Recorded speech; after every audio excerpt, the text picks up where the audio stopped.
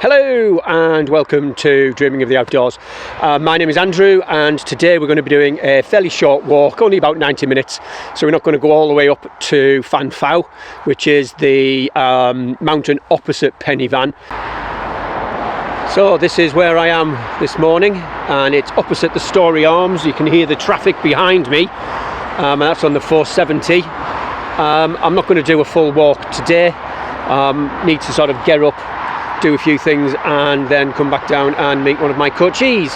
So probably only about 90 minutes, but the views, to be honest, look superb. And this is one of those routes that nobody actually walks. So really looking forward to that. So just walking up, there is a bit of a defined path. Don't know whether you can tell, there's a dog walker just up ahead of me. We can definitely hear all of the background noise. Just going to swing over to the right and you get the sun kissing that ridgeline. I've walked that ridgeline, so Bobby, if you watch this, that's part of the ridgeline. Swing right the way around. Just got to keep walking backwards there. Story Arms there, and you go up and up and eventually you get to Pen y Fan up that way.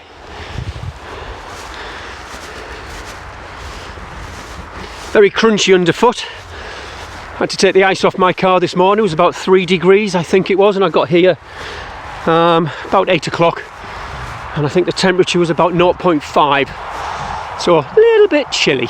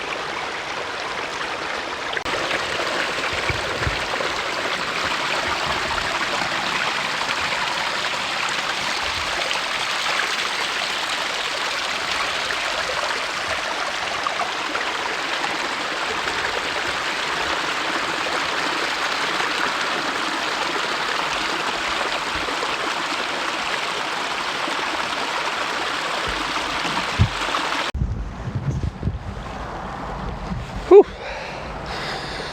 Bit of a steep run up here. Looking at the camera, a bit out of breath, sorry. Looking at the video, that doesn't look quite steep. But that little hill, where are we?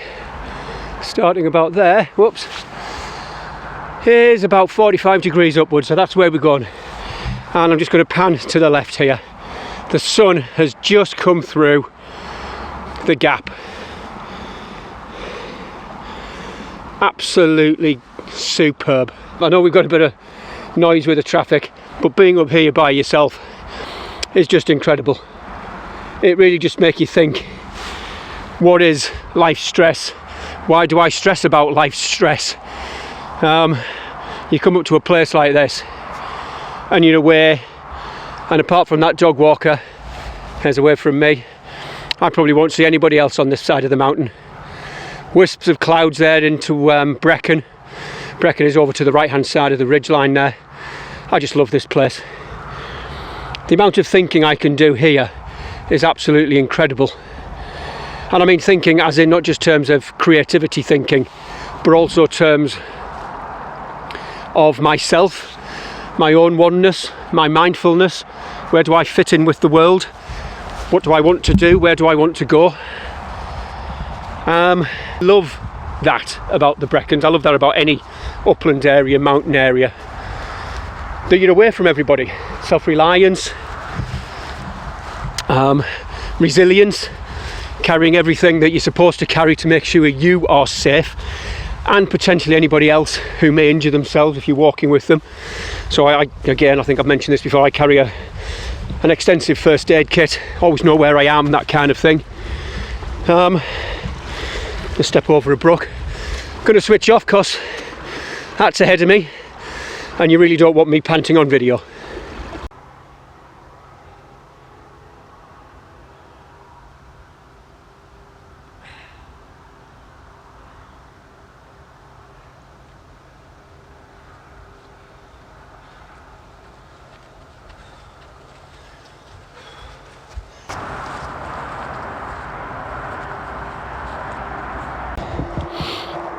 So you're walking along up towards Fan Fawr, and just as you get to where you think is the top, you crest it and then you see the real top in front of you, which is a bit of a killer when you're doing the full mountain walk. And I can just see somebody on the path, it's just ahead of me there. Just going to turn around. Beautiful sunlight there. Keep turning, there you go.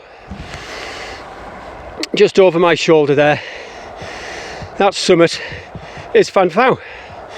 So although you think you've walked up, you really haven't, but it's a lovely walk. Anyway, I'm going to try and crack on and see how far I can get.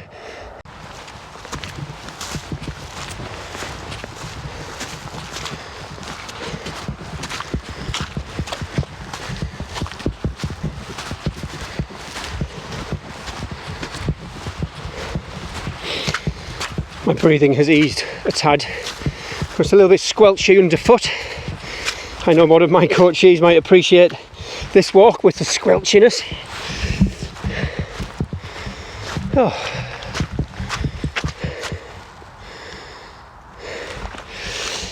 And that's where we're supposed to be going. But as I said, due to the time I've got, I'm not going to be able to get there. Which is fine. Even a short walk for me on the hills and mountains is preferable to sitting in an office.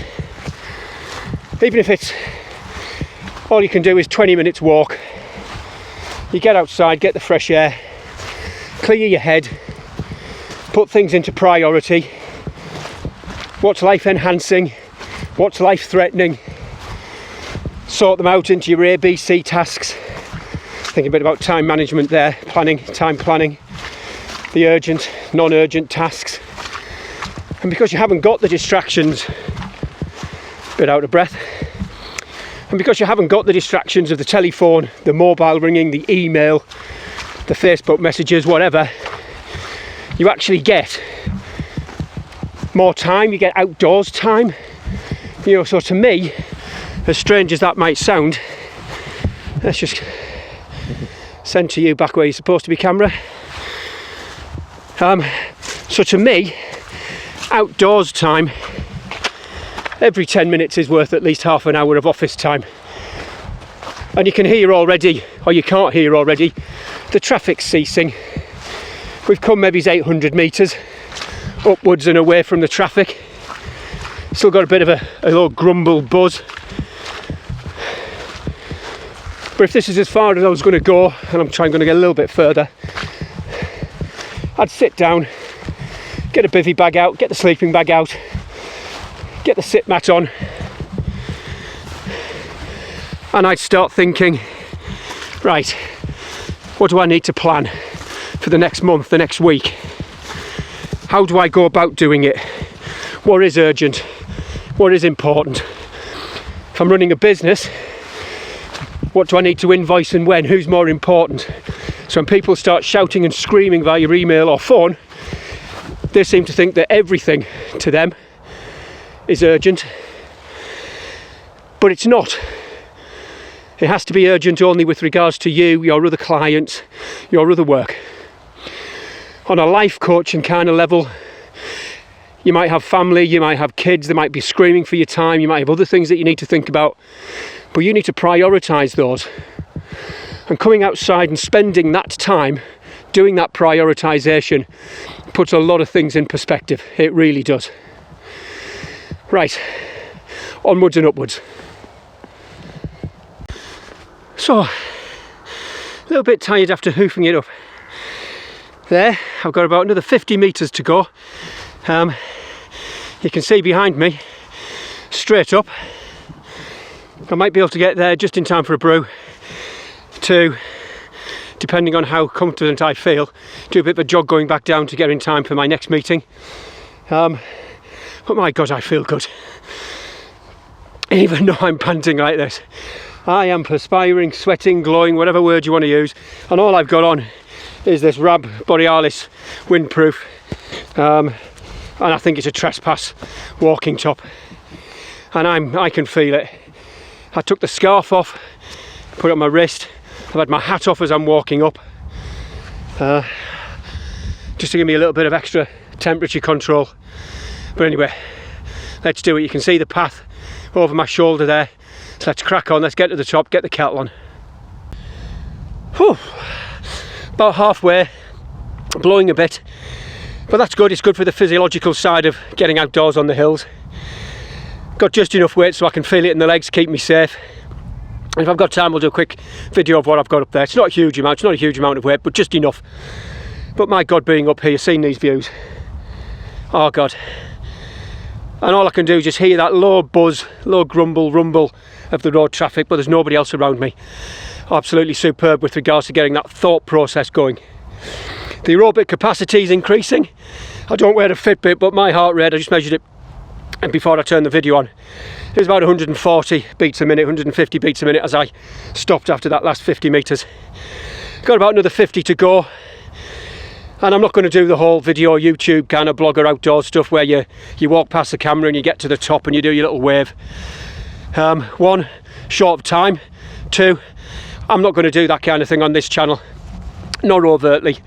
It's nice to say where you're going, do that kind of thing, as a few clips, but it's not that kind of thing. It's about your mental health, it's about your physiological health.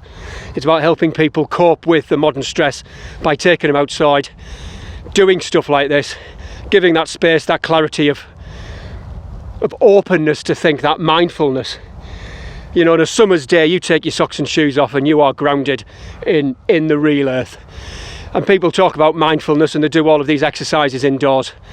But I'll tell you what, girls and boys, nothing beats getting outdoors on a mountain and feeling the earth beneath your feet to really ground you as to who you are, what you're doing on this planet and where you belong in it.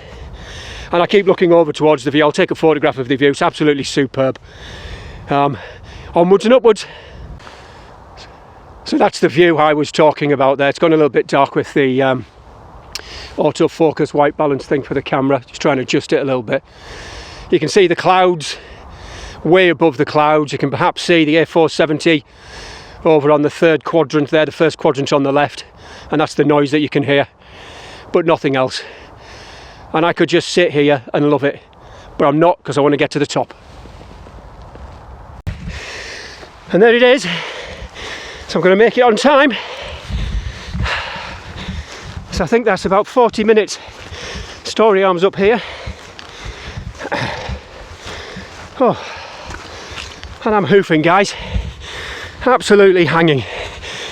But there's a couple of things going on with my head right now. That sense of elation, I didn't think I'd do it, but I bloody well did. That stubbornness, that self-resilience, that goal setting, that's what got me there. And when I get to the top, and I'm going to do a bit of a panorama for you, just walk around, you will totally get why. Oh, thank you. Right, ladies and gents, a bit more squelchy. Look at that view. There is nothing that beats that in the whole world.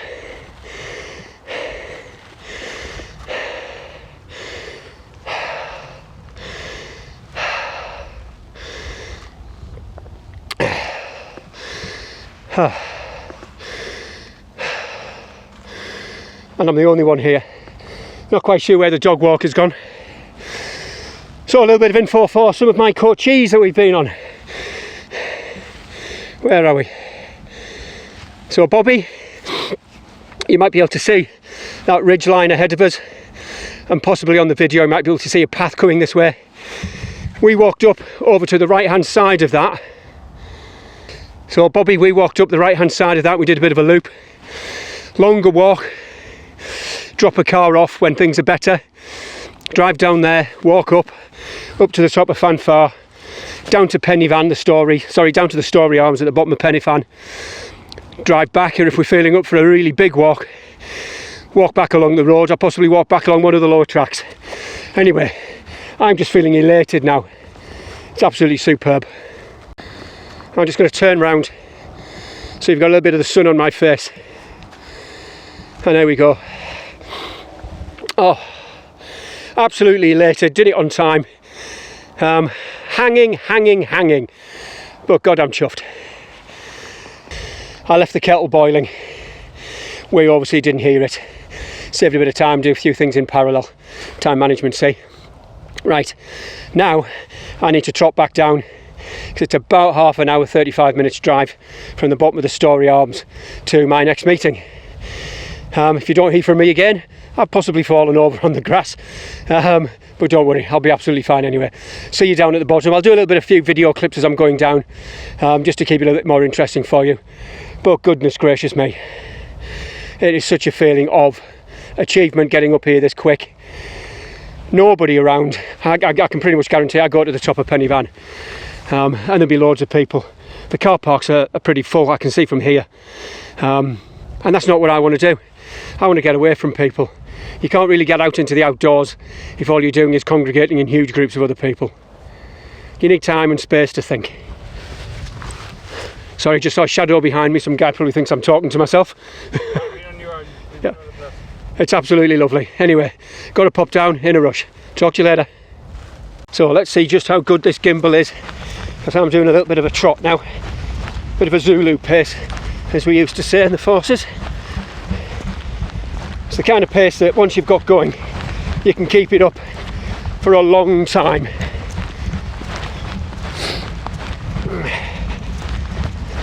The gimbal doesn't look too bad really. A few wobbles, I think I need to tighten the microphone. So I'll take a break and keep jogging on. Still jogging. Gonna come to a bit of a squelchy bit, need to watch my footing. Bit of a jump. There we go. Fabulous views, absolutely fabulous. There we go. Bit of a shift on. Whew. Be quite a good video, mind if I go tumbling down. No intention of doing that though, ladies and gents. Going to a very steep bit now. Just do a bit of a turn.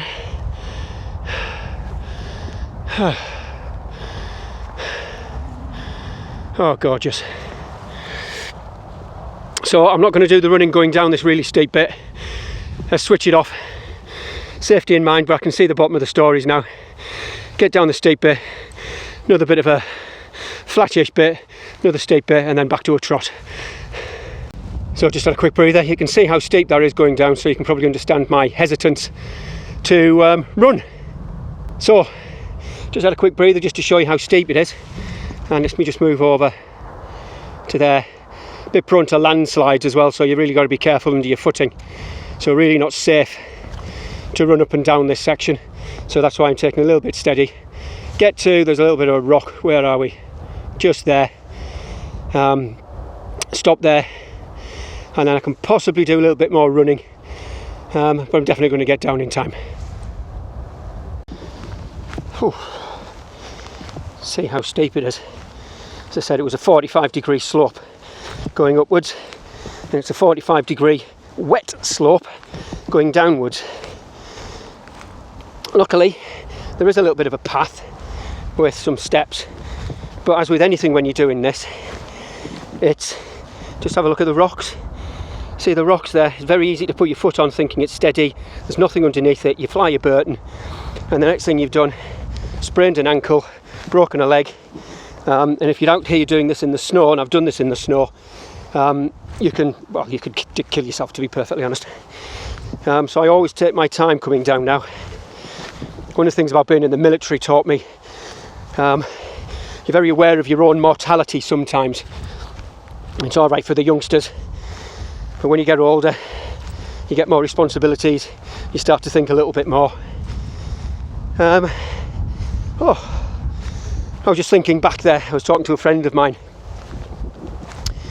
and we're both ex-military, and he mentioned something about psychologically, you're always back there, basic training, you'd be able to run up and down this hill, this mountain, 50-pound Bergen, SLR, because back in the day we used these SLRs, self-loading rifles, the big black things, Fan Fawr things, 7.62s, and you'd run up and down here, no problem. And you get to the bottom at the age of 52, 55, and you think, oh, I can do exactly the same. So, psychologically, you're still in your 20s. Physiologically, you're pushing it on and you just can't do it. But that friendly rivalry and competition between a couple of ex-squaddies, you just hoof it off. Remember the first walk that we did? We set off at a cracking pace. We were doing about 5 miles an hour, rucksacks probably about 30-35 pounds in our hands, going uphill, and we were hoofing it, but we were hanging, blowing out of the backsides. But we had a bit of a stop, we had a bit of a break, we had a bit of a laugh, because, you know, we were being a bit competitive.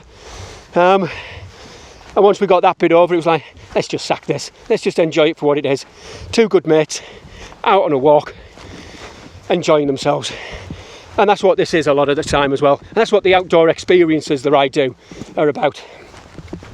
It's not about getting to the top of somewhere like that as quickly as you can and coming back down as quickly as you can. Just going to turn, where are we? Turn the camera, slowly pan round. That is where I've just come down. It's about just enjoying the company. And if you're the type of person that doesn't do this, or has never done this, and wants to try it, that's exactly what the outdoor experiences are for. So that's where I've just come down, and I'm just taking my time now. A little bit of a slope, and then I'll be able to jog on and do it. Now, just thinking about this from the outdoor experiences, just hide some of my hair behind there. Bit of a tart when it comes to how I look. He says looking at his hair, it's an absolute mess at the minute.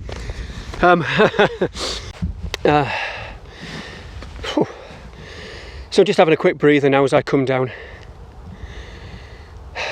And it's nice, and I've got the time now. I know I can jog on a little bit. And I'm just thinking about the outdoor experiences that I offer. You know, so the 8-hour outdoor experience, I've really pushed myself getting up there because I've got a meeting to go to. You come on one of the outdoor experiences with me, one of the 8-hour ones, we'd take our time getting up here. We'd stop 3 or 4 times, have a couple of brews. It's about enjoying the experience, not doing it as fast as you can. You know, I carry all of the safety kit. If you want to bring your cameras and your tripods and get some of these landscapes, crack on, that's part about doing it. So it would normally probably take maybe an hour, 90 minutes for the average kind of person, perhaps, to get from the Story Arms to the top there. And that's with the stops and enjoying the landscape. And I think sometimes you need to turn around and look backwards to see where you've gone and where you've been, so you know where you're going. But outdoor experiences like this, absolutely superb. Christmas gifts, birthday gifts, Mother's Day, Father's Day, major birthdays. And I'll make sure everybody is well looked after and they're safe. If I'm out with people, I will carry a tent, all of the safety stuff, as it were. And we'd get to the top on here perhaps, and we'd continue walking along the ridge line, perhaps do a bit of a drop down and then contour back around, so we're back down to the Stories, and just enjoy the time and enjoy the walk. It's the journey, not the map, that's important. It's the walking, it's the talking, it's the experience of doing something that perhaps you've never done before in your life, and just enjoying being out here. Just jogged down a bit too fast and I sort of lost the path a little bit. There we go, back on the path.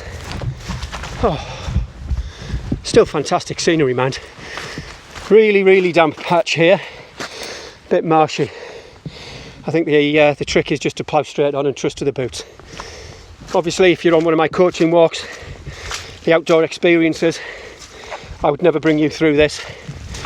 We'd just do a little bit of a detour perhaps. But for the special sound, for a special friend, This is real squelch. I think that will become a bit of an in-joke on our coaching walks, that one.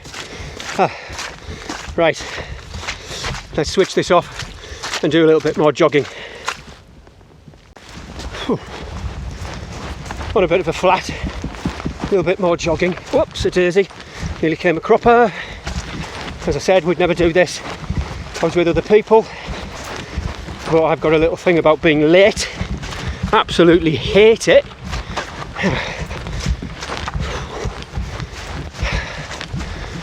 Gosh, I'm sort of hoping the burger bar at the bottom is open. Oh, bit of another squelchy marshy bear. Oh, sorry, just going to bring you down. Not quite sure whether you can see. There's still a little bit of thin film of ice on there. Where are we? There's the path. Let's crack on, guys. Skills. Whew. Oh, there we go. I've got 15 minutes to get down there.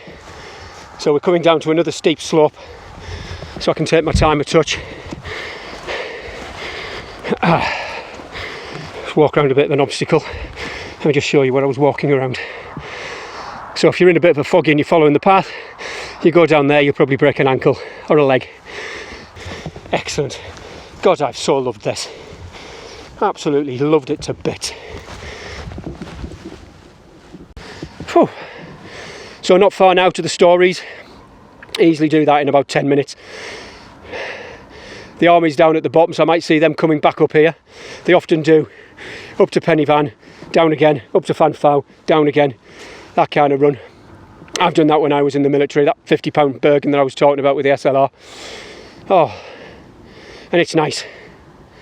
Our sense of exhilaration on doing something like this and thinking, didn't think I'd do it, and you finally get there and you have, or you get halfway and you look at the clock thinking, I've done it a bit faster because I pushed myself, because I had a goal I wanted to work to. And when I'm doing my coaching and my outdoor experiences, my adventure experiences, that's where I try and help you.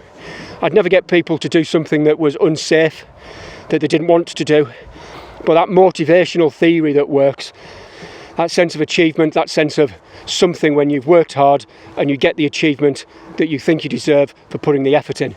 So it could be you get to the top of that, and it could be that, the cup of tea at the end, but when you get to the bottom you get a burger.